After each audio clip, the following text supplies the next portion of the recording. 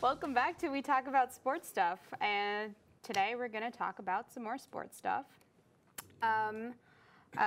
You're here with Phil Rica, Gabe Medina, and me, Jocelyn Abrams, and we're going to talk a bit about the German Soccer Federation president's resignation, yesterday's Yankee game, and esports training tactics. And to kick off, let's talk about Bryce Harper.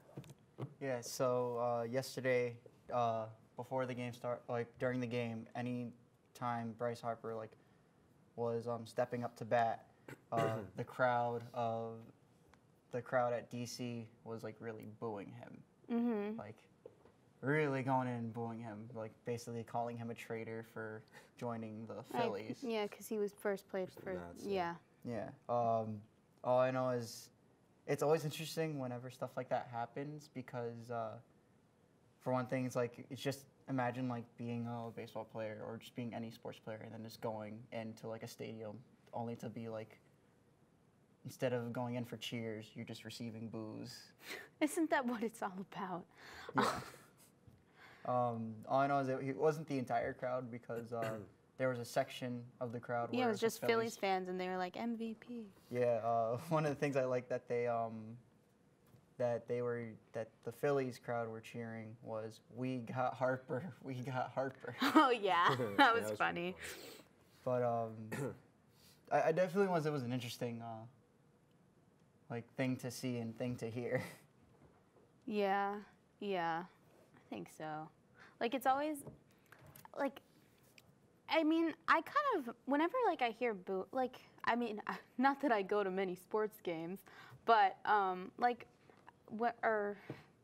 when I don't know, when you watch games on TV sometimes, and I don't know, the crowd is just booing at whatever player or whatever team or for whatever reason.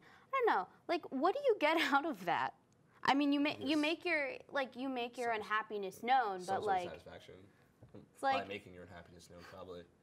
I just want you to know I'm really not happy with your decision. I feel like they try to psych them out. Yeah, that's another the whole "hey bada bada" swing, that whole thing. Yeah, it really helps. Interesting. Okay.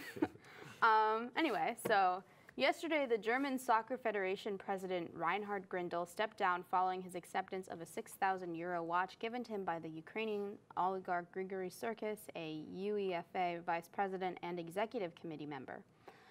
Grindel's departure from DFB, the German Soccer Federation, comes largely from pressure over, the watch acceptance and also allegations of undeclared income and overall discontent regarding his leadership. When he first took over in 2016, Grindel had stated that he would make an effort towards greater transparency. And last week, he was accused by the German weekly magazine Der Spiegel of not reporting his additional income of 78,000 euros, which comes from his position as chairman of the Federation's subsidiary media management company in 2016 and 2017.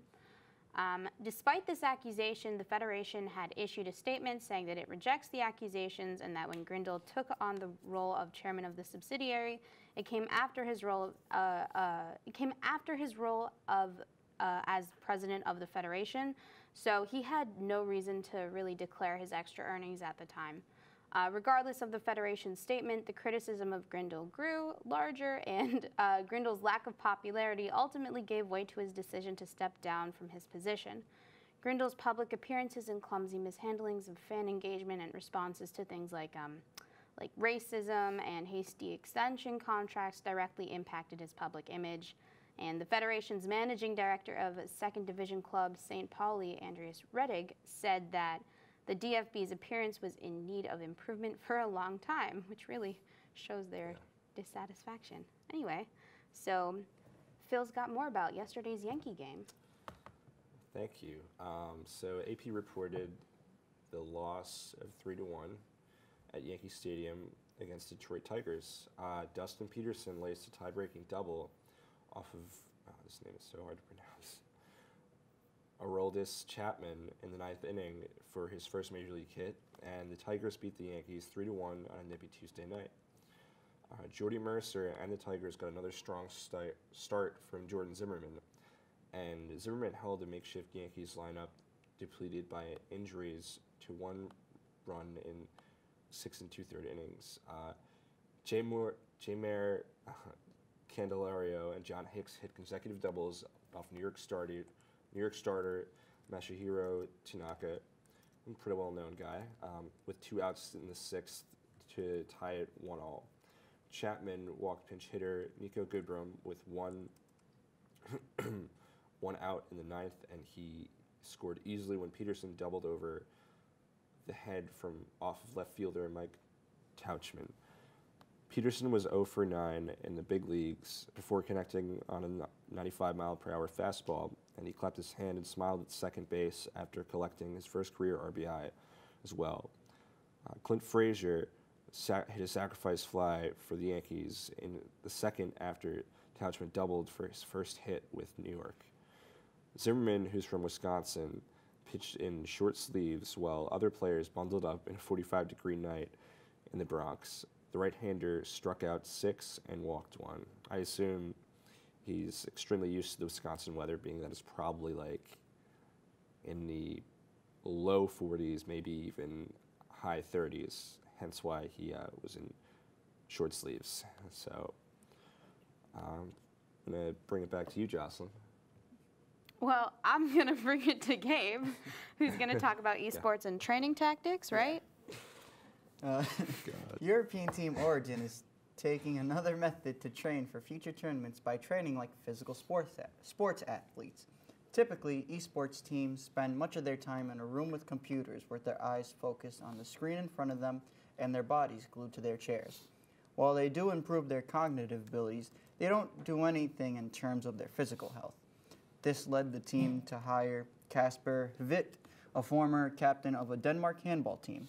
The reason they did that is because his experience of being an athlete and knowledge of taking care of one's body would be very beneficial. Hvidt went on to say that they don't look at themselves as physical human beings. With Hvidt as their training coach, he implemented new ways to improve their health and skills. He then decided to hire a team that consisted of a physical trainer, a nutritionist, a massage therapist, and a sports psychologist. Through them, they eat more nutritional meals, get more exercise, and even practice yoga. This kind of method that the team is using is something I feel all esports teams should try. Since many players focus on their time improving their skills in certain games, they tend to ignore other aspects of their lives. That would mean they can neglect the thing in life that should be priority number 1, their health. Last year, another European team was at the center of a story after their coach visited the house they lived and trained in. When he saw the house, he said it was like a madhouse and that they lacked their personal and professional boundaries. To many in the esports world, this was a big eye-opener. It also can contribute to the debate about esports players being considered real athletes. Since the start of esports, many have argued that the players themselves shouldn't be considered athletes because of the fact that they aren't doing anything physical like football players or baseball players. However, others have argued that while they aren't doing anything physical, they are still acting and playing like any other sports team. With this new training method, people can possibly turn around and start to view them as athletes. One thing in common about all sports is that the body must be kept in good condition. If people begin to see this aspect and learn more, then they might be more inclined to call them athletes. Now, fans of Origin can wait in anticipation for the next tournament they will be a part of and see the results of all this training. When they make their appearance, it'll be as if fans are looking at a whole new team. Back to you. Cool. Well, thanks so much for joining us today on We Talk About Sports Stuff. I'm Jocelyn Abrams, and on behalf of Gabe Medina and Phil Rica, we'll see you next time. Bye.